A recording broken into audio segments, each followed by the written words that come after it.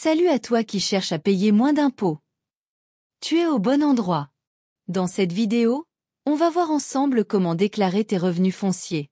On va décrypter les deux régimes fiscaux d'imposition possibles pour ce type de revenus. Et reste bien jusqu'à la fin. On te propose une rapide simulation pour l'imposition de Rodolphe et sa femme Géraldine.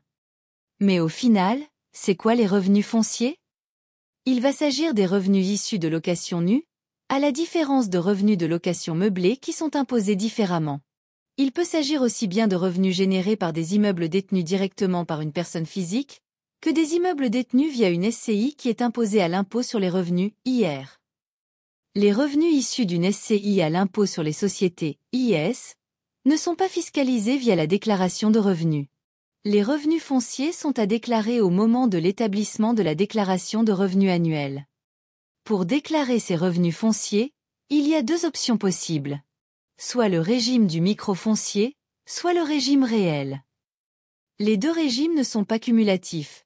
Il n'est pas possible de choisir un régime pour un bien, et l'autre pour un autre bien locatif. Mais comment choisir? Nous allons t'expliquer leur fonctionnement afin que tu y vois plus clair. Focalisons-nous sur le régime microfoncier. Il est possible d'en bénéficier si les recettes annuelles ne dépassent pas 15 000 € par an, pour la totalité des biens en location dans le foyer. Attention, certains dispositifs fiscaux comme les Pinel ou Robien excluent la déclaration selon le régime microfoncier. Le revenu imposable est calculé en prenant les loyers encaissés après déduction d'un abattement de 30%. Les formalités de déclaration sont simples. Sur le site impôts.gouv, après avoir choisi la rubrique « Revenus fonciers » lors de la sélection des revenus, il suffit d'inscrire en case 4BE de la déclaration 2042 le montant des recettes encaissées. Attention, il ne faut pas déduire l'abattement de 30%, il est automatiquement calculé par l'administration fiscale. Et le régime réel alors? Il s'applique lorsque les seuils du microfoncier sont dépassés, ou sur option. Mais dans ce cas les revenus fonciers seront imposés au régime réel, pendant 3 ans minimum. Le revenu imposable calculé selon ce régime est égal au loyer encaissé moins les charges déductibles. Le formalisme de déclaration est plus lourd puisqu'il faudra détailler l'ensemble des charges sur le formulaire 2044. Pour accéder à ce formulaire, il faut cocher revenus fonciers dans le choix des revenus sur la déclaration en ligne. Les éléments à compléter se présentent comme suit. Tu dois détailler les recettes et les charges en fonction de chaque immeuble. Tu auras donc une colonne à compléter par immeuble, et non par local. Sur la ligne 222, pense à bien inscrire les 20 € de frais de gestion pour chacun de tes locaux.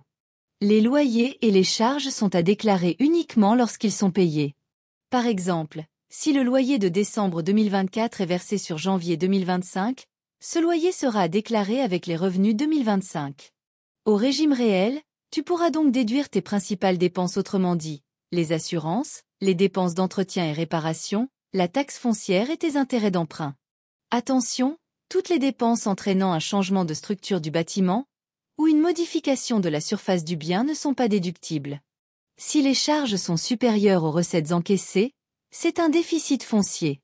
Ce déficit, s'il n'est pas lié à la déduction des intérêts d'emprunt, est déductible à hauteur de 10 700 € sur tes autres revenus. Au-delà de cette somme, ou s'il est lié aux intérêts d'emprunt, il est reportable pendant 10 ans sur les revenus fonciers. Si tu as des parts dans une SCI, tu dois déclarer ces revenus en revenus fonciers uniquement si la SCI est imposée à l'impôt sur les revenus, IR. Si la SCI a fait une option à l'IS, tu n'as rien à déclarer sur tes revenus fonciers. Tu as toujours la possibilité de choisir entre l'imposition au régime du microfoncier ou du régime réel. La SCI à l'IR doit produire chaque année une liasse fiscale qui est déposée aux impôts. Sur cette liasse, le formulaire 2072, qui se présente comme suit, tu trouveras les informations dont tu as besoin pour compléter ta déclaration de revenus. Tu n'as pas à déclarer l'intégralité des revenus de la SCI mais uniquement ceux relatifs à ton pourcentage de détention dans la SCI. Ils sont inscrits dans l'encadré A de la 2072 pour chacun des associés. Si tu optes pour l'imposition au réel, tu devras compléter la rubrique relative aux parts de sociétés immobilières qui se présente comme à l'écran. Les chiffres à y inscrire sont ceux mentionnés dans la colonne à ton nom dans la déclaration 2072. Maintenant que l'on sait comment fonctionnent les deux régimes, comment faire ton choix? Prenons le cas de Raymond, et réalisons le comparatif en calculant son revenu imposable dans les deux cas.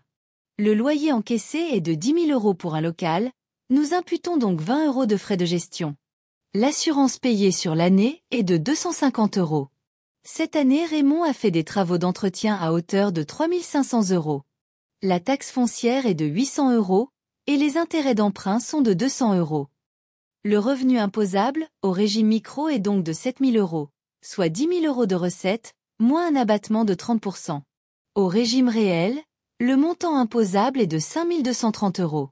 Nous avons également calculé le montant de l'imposition dans les deux cas. Le revenu foncier est soumis à 17,2% de prélèvements sociaux, et il est taxé à l'impôt sur le revenu en fonction de la tranche d'imposition du foyer. Raymond est à une tranche marginale de 30%. Au micro, les prélèvements sociaux sont de 1 204 € contre 900 € au réel. Et l'imposition de 2 100 € contre 1 569 € au réel. Sur cette année, il est plus avantageux d'opter au réel, car le revenu imposable est plus faible.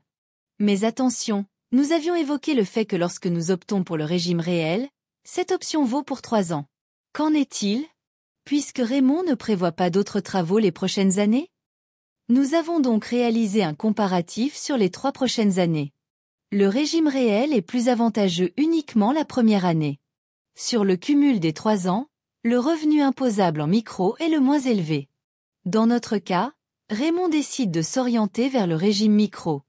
Il n'est pas toujours évident de faire son choix sachant que l'option pour le réel vaut pour 3 ans. Nous te conseillons donc de procéder comme suit pour orienter ton choix. Calcule tes revenus imposables estimés sur 3 ans. Si le régime réel est avantageux une année mais pas les autres, il peut te permettre de réduire tes impôts cette année-là et d'éviter de passer à une tranche d'imposition plus élevée. C'est un point à prendre en compte, donc nous te conseillons de faire une simulation sur le site impôts.gouv. Le lien pour accéder au simulateur est dans la description. Si le régime réel te permet de générer un déficit foncier, celui-ci peut être imputé sur ton revenu global, dans la limite de 10 700 €, et ainsi réduire tes impôts. Le déficit foncier peut également être déduit sur tes revenus les 10 années suivantes. Encore une fois, fais une simulation en ajoutant tes autres revenus pour voir l'impact. Voilà, nous arrivons à la fin de cette vidéo. Tu as maintenant toutes les clés en main pour optimiser tes impôts grâce à l'arbitrage entre le régime microfoncier ou réel. N'hésite pas à poser tes questions en commentaire, à mettre un j'aime à la vidéo et à t'abonner à la chaîne. À bientôt pour de nouveaux conseils. PS. Si tu as des difficultés pour ta déclaration de revenus, je te conseille d'aller voir un expert comptable. À la prochaine!